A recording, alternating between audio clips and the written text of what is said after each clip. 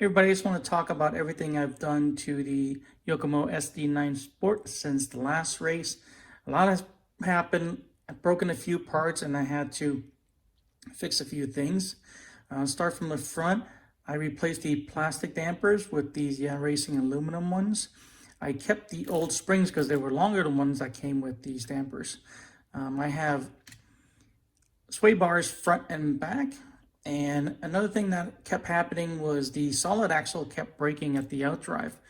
So I went out and I did find an aluminum one. Unfortunately, it is for a drift car and it's one way.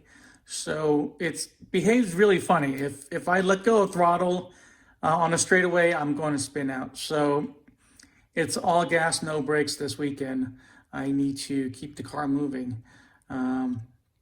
Yesterday, I also accidentally burned out my ESC. And so this is the one from the TTO2RR.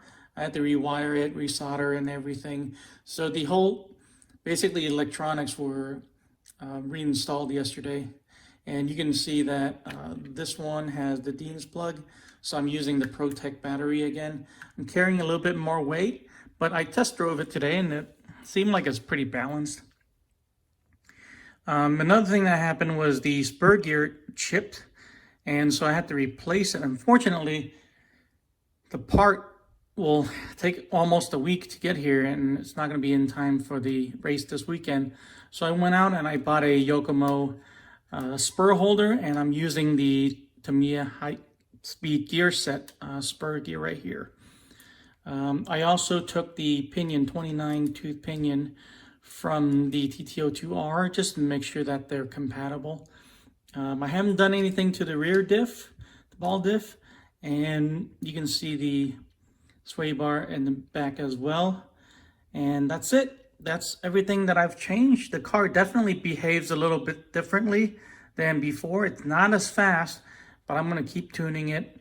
Hopefully by Saturday, I will have a fast car again. So here's some footage of me driving this afternoon.